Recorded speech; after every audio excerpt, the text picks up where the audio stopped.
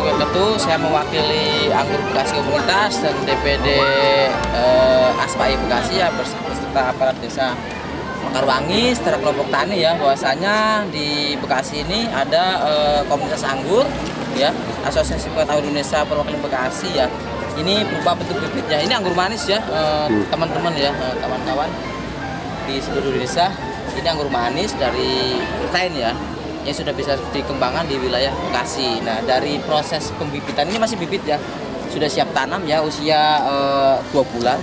Jadi ini siap tanam, tinggi sekitar 70-80 cm ya, aktif. Nah, ini ada beberapa macam ya. Yang jelas Indonesia itu akan ada target substitusi mengurangi impor 20% di tahun 2030. Mudah-mudahan bisa tercapai ya. Yang semangat untuk kawan-kawan anggur di seluruh Indonesia. Terima kasih. Mantap. Iya, oke.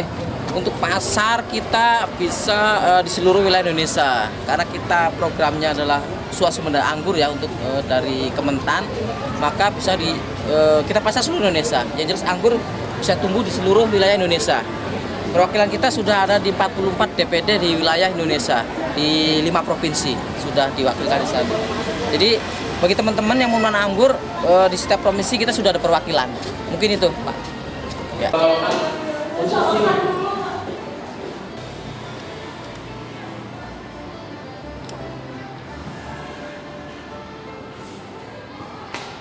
Saya ada sedikit pantun. Belum Pak. Pergi pasar beli baju, benar kegiatan secara bersama-sama. Ini contohnya sekarang ini bersama-sama, kemudian maju.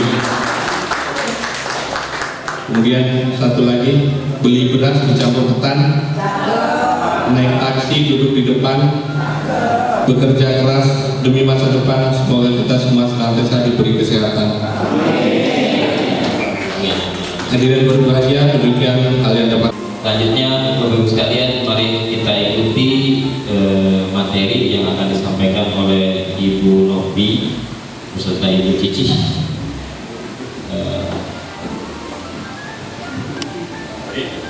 Assalamualaikum warahmatullahi wabarakatuh. Ya, makaroni, ada Pak Iwan ya. Terus apa lagi Pak? Keripik pisang. Nah, ini kami punya target buat penjualannya luar biasa. Masuk juga ke koperasi ya, koperasi karyawan ya Bu ya. Koperasi karyawan masuk. Alhamdulillah omsetnya meningkat. Ini latar belakang, jadi pentingnya kemasan untuk menentukan harga jual.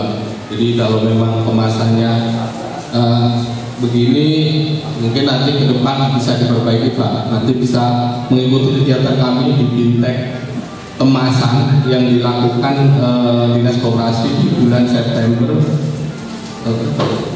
Bulan September nanti bisa daftar ke SIPU. Ya, itu yang pertama. Kemudian yang kedua, solusi kemasan untuk UMKM. Nah, ya, pelaku usaha ini mau berusaha, pokoknya tahun ini produknya sudah di Ayon nih Pak. Bisa bantu ya Pak ya? Langsung todong aja ya?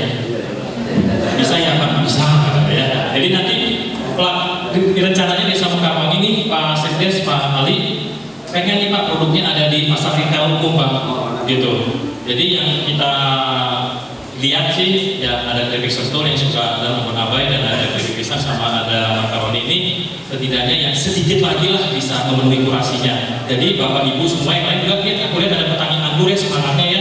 Tadi dari bibit sampai yang berbuah ada. Nanti tanyakan semua ke Pak Agus, bagaimana produk kami bisa dijual di pasar retail.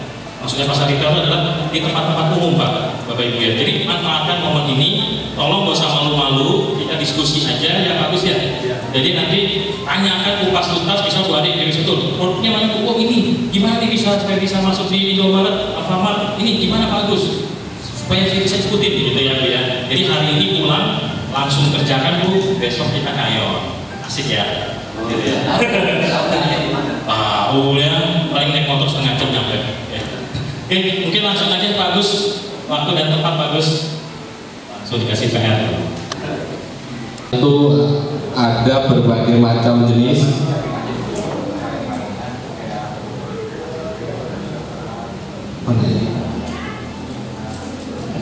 sebelum ini sebelum jenis kemasan, mungkin definisi kemasan biar Bapak Ibu tahu. Jadi bisnis kreatif yang mengaitkan bentuk, material, warna, citra, tipografi dan elemen-elemen desain dengan informasi produk agar produk dapat dipasarkan. Ini kemasan ya.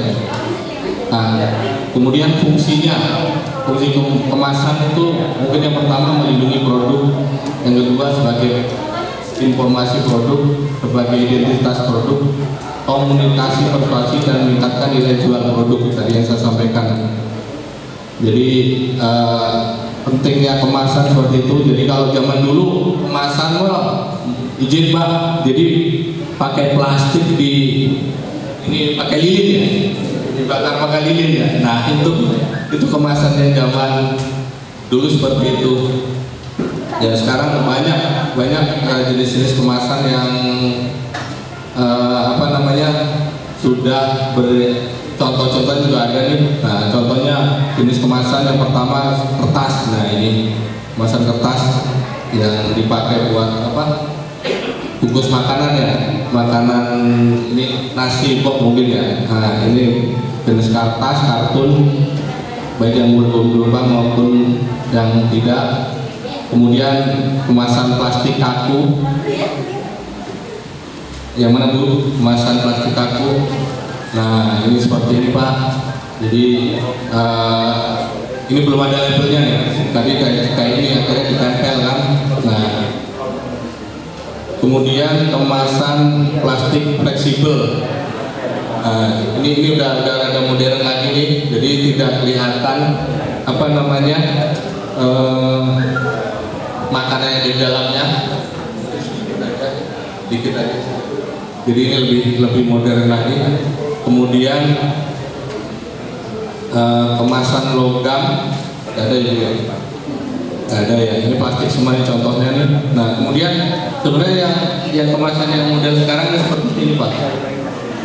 Jadi tadi yang saya sampaikan di awal, ketika Bapak punya produk abon abai.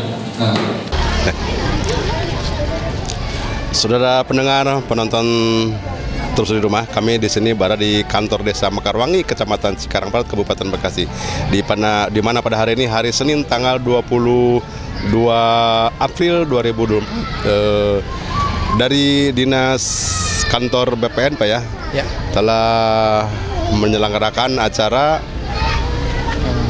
penyuluhan pendampingan kegiatan UMKM di Desa Mekarwangi dengan bersama dengan Koperasi Mekarwangi.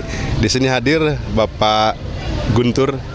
Ya, selamat siang Pak. Siang. Nah ini mungkin Bapak Guntur ini akan memberikan transparannya mengenai kegiatan hari ini di Desa Mekarwangi. Silakan Pak.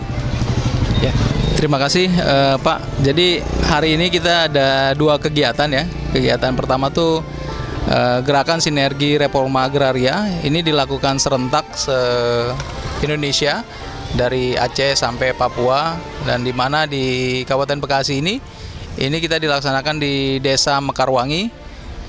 Kemudian satu lagi kegiatan kita lakukan kegiatan pendampingan ya, penyuluhan kegiatan akses reform fase 3, di mana salah satu materi yang kita berikan itu packaging ya, pengemasan produk-produk dari UMKM yang ada di Desa Mekarwangi ini. Jadi kami ini BPN sebagai instansi yang memfasilitasi bersinergi dengan dinas terkait, dengan Pemda, dan di sini ada koperasi. Jadi kita memberikan akses kepada mereka agar para pelaku usaha UMKM ini dapat meningkatkan kesejahteraan perekonomian mereka. Jadi ini kita dalam kegiatan reforma agraria, di mana dengan Perpres 62 tahun 2023 ada kegiatan penataan aset dan kegiatan penataan akses, ada 2. Nah, yang kita lakukan sekarang ini kegiatan penataan akses, yang di mana kita melakukan pendampingan kepada para pelaku usaha, dalam hal ini di Mekarwangi UMKM, pelaku UMKM, biar mereka para pelaku ini bisa lebih baik lagi, tingkat perekonomiannya mungkin bisa bermanfaat buat mereka, bisa perekonomian mereka lebih baik, dan mungkin ke depan mungkin bisa lebih go internasional, Pak. Jadi itu sih harapan dari kami. Jadi semoga bermanfaat kegiatan yang kita berikan dari Kantor Pertanahan Kabupaten Bekasi bersama Pemda. Mungkin itu dari kami, Pak. Terima kasih. Baik, terima kasih Pak Guntur. Demikian NNTP melaporkan dari Bekasi. Selamat siang dan sampai jumpa.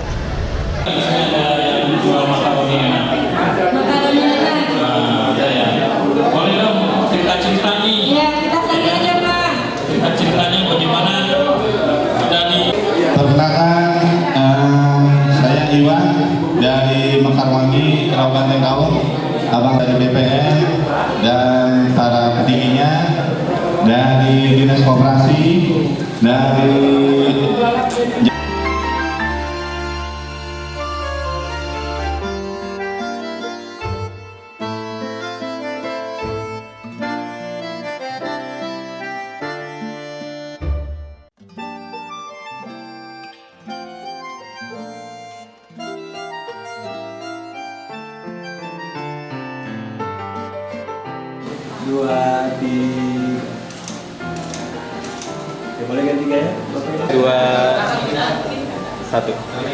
Koperasi Mekarwangi Sejahtera Bersama